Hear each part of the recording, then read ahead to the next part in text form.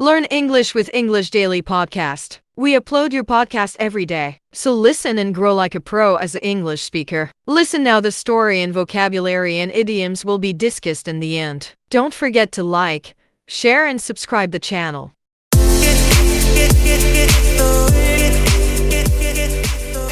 Hello English learners, welcome back to another lesson here at English Pod. My name is Marco. And my name is Catherine. Hello everyone. Today, Marco, what are we talking about? Well, today we are not really in the best mood. What do you mean? We're kind of sad, we're kind of nervous, we're not feeling very well. Yeah, it's a cloudy day, maybe that's why. The blues. The blues. So that's what we're talking about today. We're going to have a lot of different descriptive words to express maybe feeling sad, or maybe you're angry or you're nervous or something like that. Okay, well, this is a very useful lesson. Hopefully you're not feeling this way, but if you have to talk about someone who is, I've got lots of words for you. But first, we're going to preview a couple in today's vocabulary preview. Vocabulary preview. All right, so today on Vocabulary Preview, we're going to look at two words. And the first one is a way of saying that you feel sad. So basically, I'm feeling down. Okay, down. You might have heard this before because it's the opposite of the word up. Exactly. So you're not feeling up, happy, looking up. You're feeling down. This is another word for sad, like Marco said. Or you can also say, I'm a bit down today, right? Yeah, I'm a bit down today. Or you look really down. Are you okay? Yeah, so you look sad. Are you? Is everything okay? So down. So now another feeling or a way that a person is feeling, maybe that person is grouchy. Would you please stop talking so loud, Marco? I think you have... I'm seriously. Don't be grouchy, Catherine. Jeez. No, so grouchy is a way someone acts, usually when they're in a bad mood. Right. So it's not like really angry. You're not angry, but you're not very happy either. And you're not very nice to people. So there's a very famous TV character called Oscar the Grouch on Sesame Street. Look for him on YouTube or Yoku. And he's very, very good for learning about this feeling, grouchy, because he's a grouchy guy. Yeah, he's always angry or never happy, basically. Right, he's always complaining about something. So that word again is grouchy. All right, so after taking a look at these two words, we're ready now to listen to our dialogue for the first time. Let's see what this dialogue is about, if maybe they're grouchy or maybe just sad. Fine. Okay, I'll talk to you later. Bye. Carrie, are you okay? You seem a bit down. I just got off the phone with my boyfriend. He's always getting upset and losing his temper over nothing. It's so hard to talk to him at times. Maybe it's just that he's stressed out from working or something. He does have a pretty nerve-wracking job, you know. Yeah, but he's always in a really foul mood. I tried to find out what's bothering him or get him to talk about his day, but he always shuts down and brushes me off. Men are like that, you know. They can feel nervous, anxious, or on edge, and the only way they can express it is by trying to hide it through aggressiveness. I guess you're right. What do you think I should do? He wasn't always this grouchy, you know. Talk to him, try to cheer him up when he's down, and if that doesn't work, I say get rid of him and get a new one. You are something else, you know that. All right, so two girls talking about guys. I guess guys have a bad temper sometimes, right? I think anyone can have a bad temper, but we're talking today about one of the boyfriend of one of these girls who has a very bad temper and has been very grouchy recently. And that's why she's feeling a bit down. So let's take a look at those words now in Language Takeaway. Language takeaway. All right, so in today's language takeaway, we've got some wonderful words for you, words that are very good for describing stress or having anxiety. And the first of these words is something you hear all the time, especially with young people. Right, somebody is stressed out. Oh my gosh, Marco, I'm so stressed out. I have 10 homework assignments to do and softball practice, and my mom wants me to help cook dinner tonight. Wow, you really are stressed out. I am. I don't have any homework, and I don't live with my mom. But being stressed out is usually something you feel when you have too much stuff to do. So maybe you can be stressed out because of school, like in your case, or maybe at work you have a lot of things to do or a project to finish, right? Exactly. And I just want to point out here that you can say I'm stressed or I'm feeling stressed, But commonly in spoken English, so when you're talking to your friends, you hear this much more often, stressed out. Stressed out. He's really stressed out lately. All right. So we're stressed out, or another word that kind of means the same is this is nerve-wracking. Nerve-wracking. So nerves are those things in our body that help us feel things, right? And so something that racks our nerves makes us very, very tense, very anxious, very uncomfortable. Okay, so it makes you very nervous. Right, so there are some movies that are nerve-wracking. For example, suspense movies like Hitchcock's movies like Psycho or The Birds. Or like horror, like maybe Saw. Ooh, nerve-wracking. Also, some people think that roller coasters are nerve-wracking. They're very, very anxious when they ride roller coasters. Right. So let's listen to a couple of more examples of in different situations where we can use this phrase nerve-wracking. Example 1. I think being a doctor is one of the most nerve-wracking jobs in the world. Example 2. Skydiving was one of the most nerve-wracking experiences of my life. I almost had a heart attack. Example 3. The final match between Brazil and Italy was incredibly nerve-wracking. And there's another way to describe this feeling. Again, it's a little bit different, but very, very similar. We can say someone is feeling on edge. On edge. So this person was feeling on edge, but what does that mean exactly? You're like at the edge? Why do you have to ask so many questions? Okay, listen. This is basic. Okay, Marco? All right, all right. Are you Jeez, mocking me? on edge today? All right, Wow. so someone who is on edge is easily angered, right? So it's very easy to make this person upset or angry. Someone who just quit smoking might be on edge. That means it's very, very easy to get them to be upset. Wow. So yeah, you are on edge, right? Exactly. He's on edge, or he seems on edge, doesn't he? Okay, very good. Wow, these 3 words that we've just looked at are really interesting and very, very useful. I guess you can describe many different situations or a person that's going through these feelings, right? Absolutely. I think there is 1,000 ways to describe being nervous or anxious or upset. So maybe we should take another listen to today's dialogue and figure out how exactly we use these words. And when we come back, we'll be talking about some other phrases that are useful.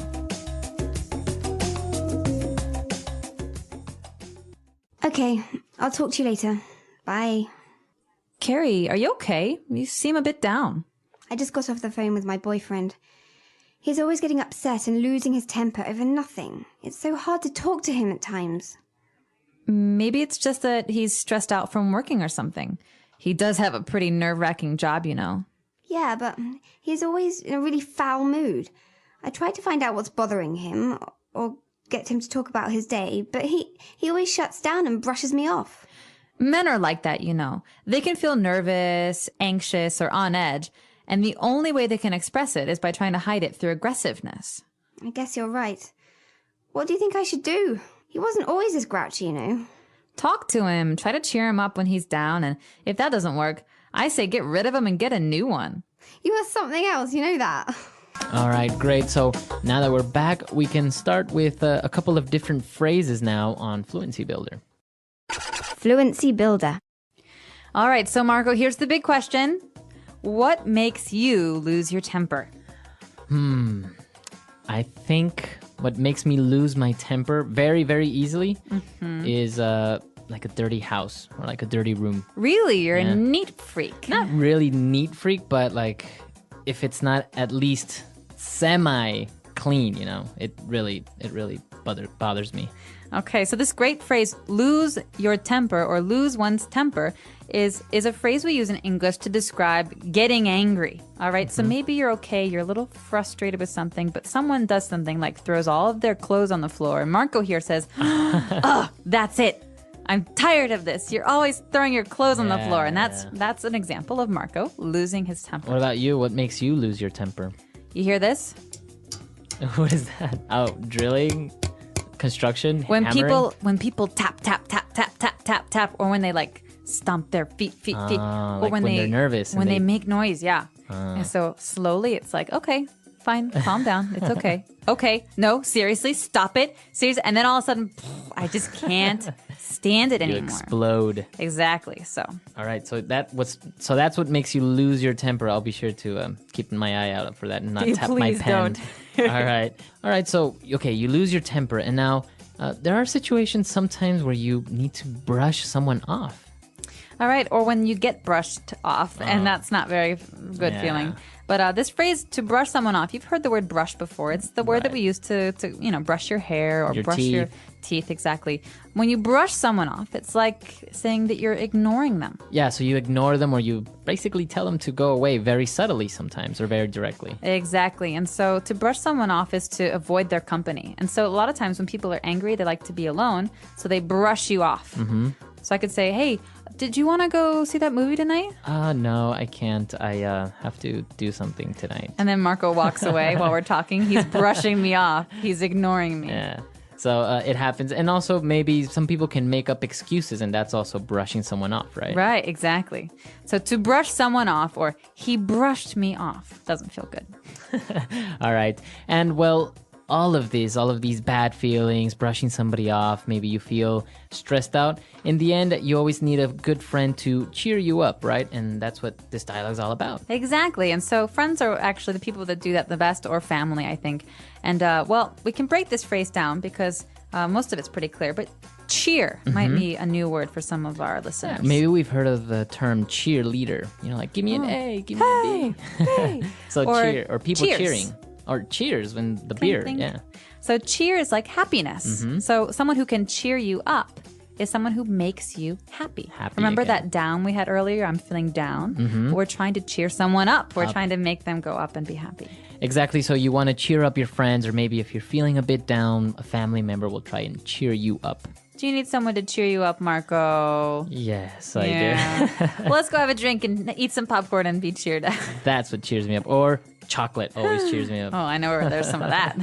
All right, so we've taken a look at a lot of great phrases, but the last sentence of the dialogue is maybe a little bit strange, right? When she says, "You are something else." You know that? Something what? Like Is she an monkey? alien? Is she a monkey? What does she mean when she says, "You are something else"? That's a great question. Well, this might be a little bit hard to understand at first, but she's saying, I can't believe you. She's like, there's no one like you. You're really something else, you know that? So it's kind of like a joke, but what she's saying is, I can't believe you. You just want to go on and encourage me to find another boy.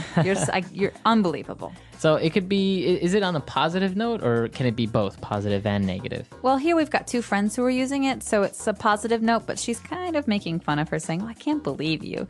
But it can be Negative? It Like can be if more you're negative. fighting with her boyfriend and her boyfriend cheats on her and she's like, oh, you're really something else, you know? You that? are something else. You know that? It's like, there's no comparison. You're the worst. Yeah, exactly. So, yeah, it really depends on how this is used and what the tone of voice is, so how someone says it. But in this case, I think it's kind of a joke, but it's a positive Right. meaning. Very interesting. It's very spoken English, as you say, because all the words that we see there, they're pretty simple, but the context or the connotation, the meaning is very, very different from the actual words, right? Exactly. All right, so let's listen to this dialogue for the last time, and then we'll come back and talk a little bit more. Okay, I'll talk to you later. Bye. Carrie, are you okay? You seem a bit down. I just got off the phone with my boyfriend. He's always getting upset and losing his temper over nothing. It's so hard to talk to him at times. Maybe it's just that he's stressed out from working or something. He does have a pretty nerve-wracking job, you know. Yeah, but he's always in a really foul mood. I tried to find out what's bothering him or get him to talk about his day, but he always shuts down and brushes me off. Men are like that, you know. They can feel nervous, anxious, or on edge, and the only way they can express it is by trying to hide it through aggressiveness. I guess you're right. What do you think I should do? He wasn't always as grouchy, you know. Talk to him, try to cheer him up when he's down, and if that doesn't work, I say get rid of him and get a new one. You are something else, you know that. So, Catherine, are you a grouchy person? Are you happy? Do you have a bad temper? Oh, these are, well, very interesting questions, Marco. Thank you for asking. No, the first time, am I grouchy? No, not very. Only before 9 a.m. You're not a morning person. Not a morning person, so I'm very grouchy in the morning. But I'm generally pretty good about losing my temper. It doesn't happen very often. Oh, really? But I do get frustrated with things like tapping or when people eat with their mouth open. Oh, yeah, that's terrible. I hate that as well. Yeah, I can't stand it. Or I really don't like when people bite their nails. Ooh, It's kind of, it also makes me lose my temper. I don't know, it more than makes me lose my temper, it's kind of annoying, right? It is annoying. So what makes you really lose your temper? We say, what makes you blow your top? Think about a volcano. Really grinds my gears. Yeah. I would say the worst is when somebody lies to me, like Oh, straight in man. my face. Like I know they're lying, I know you're lying, and they still just lie straight at me. I agree. So what's something that really cheers you up? Because we talked about like going out with a friend maybe helps you cheer up. But is there one thing, some kind of remedy? I like to go shopping when I'm feeling a Really? bit sad. Yeah.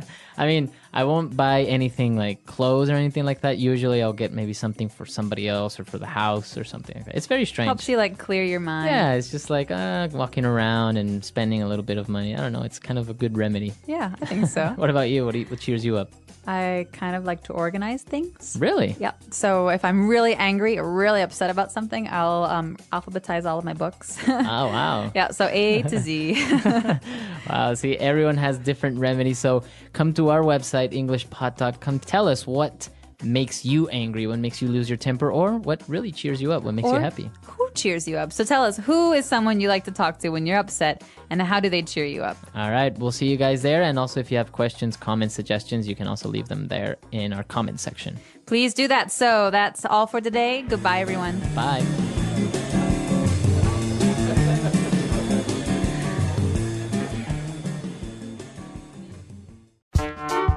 The English Pod Audio Review. Listen to the meaning, then say the vocabulary word. Feeling sad, not happy. Down in the dumps. Sad or unhappy. Down. Having sad feelings or emotions. Have the blues. To feel very worried or anxious. Stress out. To fluster, unnerve. Rattled. Causing a person to feel very nervous. Nerve-wracking. Makes me angry, upsets me. Grinds my gears. Refuse to talk about something with someone. Brush me off. Upset, very angry. Pissed off. To make someone happier. Cheer up. Let's try that faster. Causing a person to feel very nervous. Nerve-wracking. Sad or unhappy. Down. Having sad feelings or emotions. Have the blues. Refuse to talk about something with someone. Brush me off. Upset, very angry. Pissed off. Feeling sad, not happy. Down in the dumps. To fluster, unnerve. Rattled. Makes me angry, upsets me. Grinds my gears. To make someone happier. Cheer up. To feel very worried or anxious. Stress out. Now say the word and hear it in a sentence. Down. Ben is feeling a bit down today since his girlfriend broke up with him. Down. Are you okay? You seem down today. Down. Whenever I'm feeling down, I go out with my friends and then I feel much better. Stress out. David has been really stressed out lately. His boss is putting a lot of pressure on him in his new job. Stress out. I can't talk right now. I'm stressed out about this exam I have tomorrow. If I don't pass it, my dad is going to kill me. Stress out. Are you okay? You seem to be really stressed out lately. What's going on? Nerve-wracking. I think being a doctor is one of the most nerve-wracking jobs in the world. Nerve-wracking. Skydiving was one of the most nerve-wracking experiences of my life. I almost had a heart attack. Nerve-wracking. The final match between Brazil and Italy was incredibly nerve-wracking. Brush me off. When she told me my project would be a better television film than a feature film, I thought she was brushing me off. Brush me off. I asked her out on a date many times. but she always brushed me off, making up some excuse. Brush me off. Carolyn went to the doctor without an appointment, and the receptionist brushed her off and told her to come back the next day. Cheer up. I hate it when people try to cheer me up when I feel sad. I just want to be left alone. Cheer up. I don't know what else to do. I've tried everything to cheer Mandy up, but she won't stop crying. Cheer up. You know what really cheers me up when I'm sad? Shopping. Please subscribe our channel not to miss out our daily English podcast. Thank you.